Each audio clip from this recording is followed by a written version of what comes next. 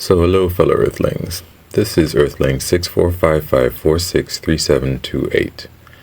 And Kiss the Ground, is it a Netflix documentary? A friend of mine was telling me to take a look at it, and I decided to. Unfortunately, I have decided that it is useless drivel, and I'll go into it in a moment. So who am I? I am Earthling 64 yada yada yada. I have a computer science degree, an MBA, and I got a 4-year scholarship a long time ago based on a pretty good SAT score. I'm not rich, but I've done a lot with the resources that I've had. Been able to travel quite a lot, except to Africa and Australia maybe. There's no problem that I can have in my ordinary life that I can't take a look at and see, maybe I can figure this out. Whether it is from fixing cars, fixing appliances, putting up a breaker box in the house, gaining and then losing, of course, 85 pounds, quitting smoking, making my body physically fit, to taking care of my uncle who has dementia, keeping him alive, blending his food, feeding it to him, changing him, the whole nine. I got some training in the military as a reservist. I can probably tread water for a couple of hours, and that's me for now. So, Kiss the Ground. Basically, it's a documentary that is suggesting that if we can farm correctly, that might be the solution to pulling excess carbon dioxide in the environment into the ground and allowing us to basically reverse some of the stuff that we've been doing since the industrial age, which is warming the planet and is likely to lead to a catastrophe. The main point is that tilling the ground every year basically has a deleterious, bad effect on the soil. It leads to a lot of erosion. It leads to desertification, you could say, that we are losing so much topsoil every year. And by abandoning the tilling of the soil, once you till the soil, unfortunately, that means that the wind can blow it away. The water, through rains or irrigation, can again erode it quite easily. It will not retain as much carbon dioxide as it would if we did not till it. And that will, it will be a solution to our problems in terms of pulling this CO2 out of the air and avoiding climate change. Now, the problem with this, as I told my friend, is the two main big problems that I have. And I'll start with the small one. The small one, before I watched the show at all, was simply this, that a lot of the farming that is done in places like Australia, for example, or the US, it's done by using artisanal water supplies, meaning water that's way underneath the ground. In farming in California as well, water that has accumulated over thousands, maybe millions of years. People are using it at an alarming rate. Basically a way that is not sustainable. And if that's what's happening, it can't continue indefinitely. You're using a resource that took millions of years to form at a breakneck speed. So eventually it's not going to be there at all, and you're not going to be able to farm at all.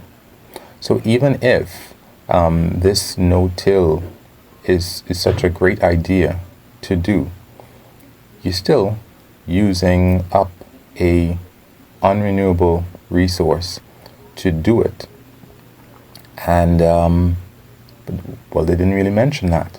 They didn't mention the fact that, hey, can we avoid using this artisanal water from artesian wells in order to keep the planet, make this sustainable, make this form of farming sustainable? They didn't mention that at all. So maybe it could, but I'm going to assume that they're going to use the same supply of water that they've been using, even if they could get every single farmer to switch over to no-till. And if that's the case, it's not sustainable because the water is not sustainable. The water supply is not sustainable.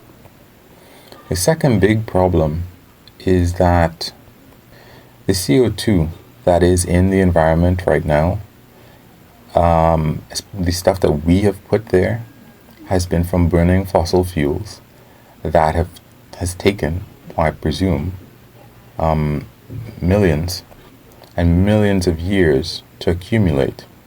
And we have been using it, just like the artisanal water, at a breakneck speed. It's not going to last forever.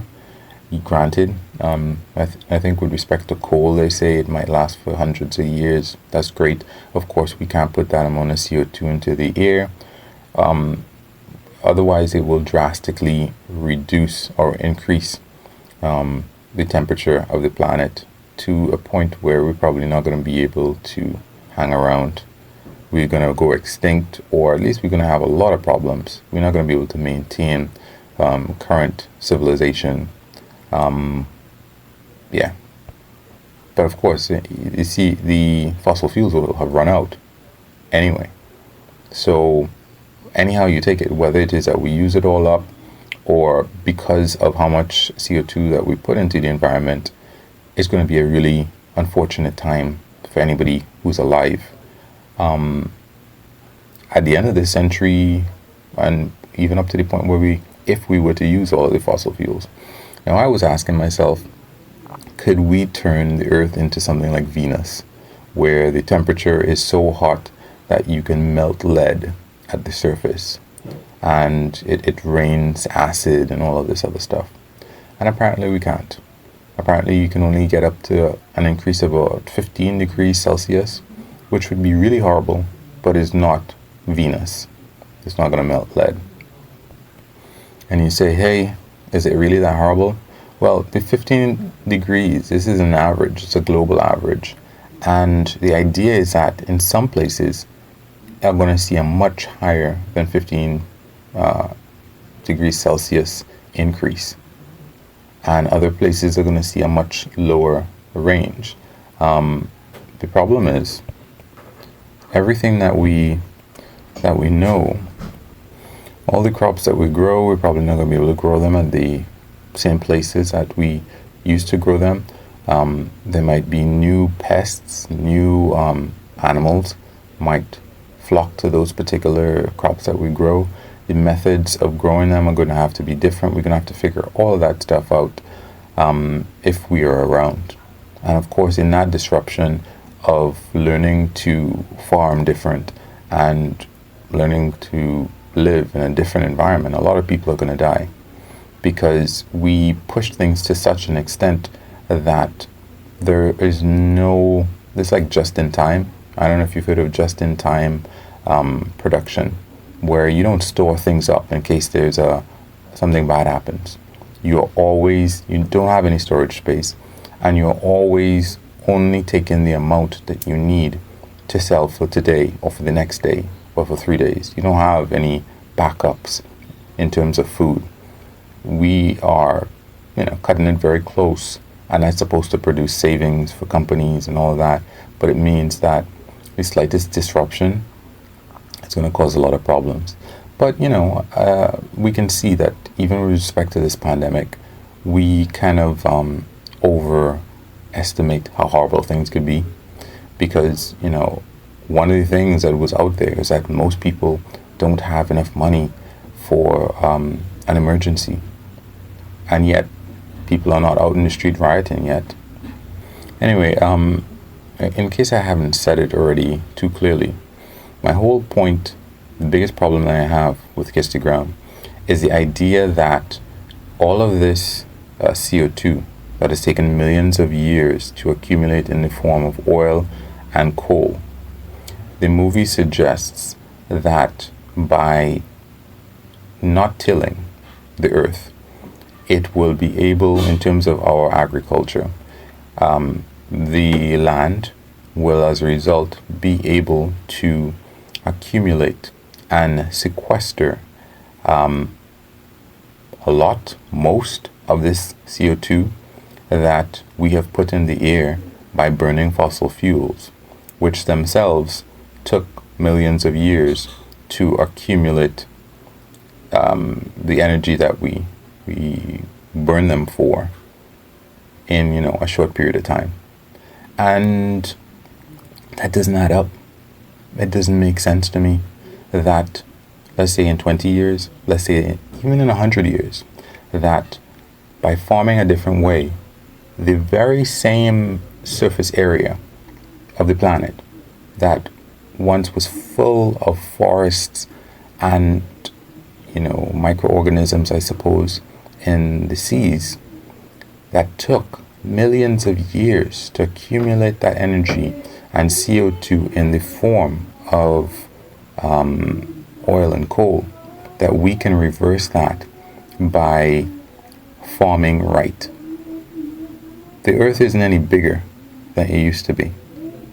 Even if we farm right, we are still using the same earth and using the same kind of plants, I suppose, or they're plants, all right? I don't know if there's a more efficient form of plants that takes up more CO2. Again, Kirsty Brown did not explain that.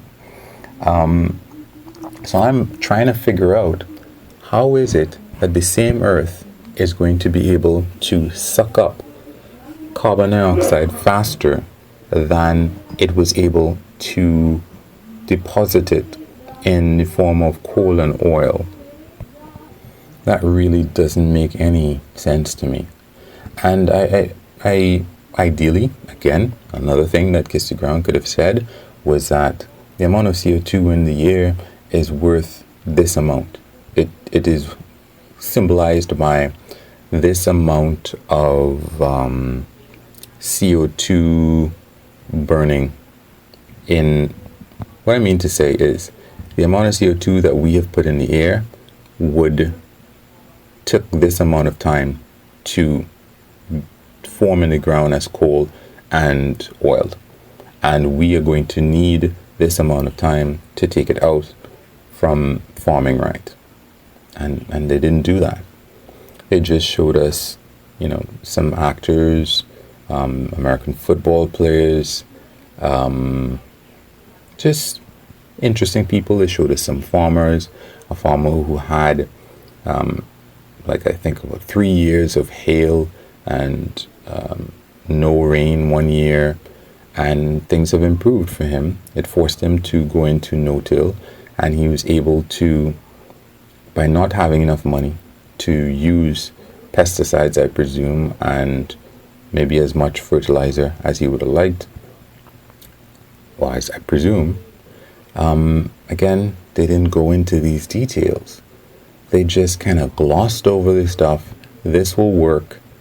No, I'm not personally interested in glossy stuff and showing me interesting people and they saying this will work and this is the right way to do it. Show me facts. Give me hard facts about what we are up against and how much or how quickly this thing is going to take to work. Because I've had enough round and round and round arguments with friends about whether or not or how fast we are going to be able to turn over or reverse climate change. And it just came down to two figures. It came down to two figures. We need, according to a Yale report, $73 trillion worth of infrastructure in the form of renewable energy, wind, solar, whatever. And we're only spending about 0.3 trillion every year. And we need to spend all of that 73 trillion by 2050. But that figure referred to the amount of CO2 that we were using in 2017 and not what we're going to use in 2050. So that $73 trillion is probably way off. And we're not increasing, we're not doubling, we're not tripling, we're not even increasing by 50% the amount of money that we're actually spending every year to put that infrastructure in place. So clearly we're not going to do it. And that's the end of that argument. But kiss the ground does not help make sense of what we have to do. It just puts a nice cherry, and again, like almost everything else, makes us feel good about something that is positive. No-till is really, it is a positive thing. I agree with it, but it is not a magic bullet. And I think that getting actors to act, I guess maybe they're doing the best that they can, but we don't need the best that we can. We need what we need. Otherwise, there's no point. And anyway, I'm going to finish because I've been dragging these things on too long. And if you could like, comment, give me your opinion, share, subscribe, any of that stuff, the same way that you'd like somebody to do it if this were your piece. Have a good one. Peace.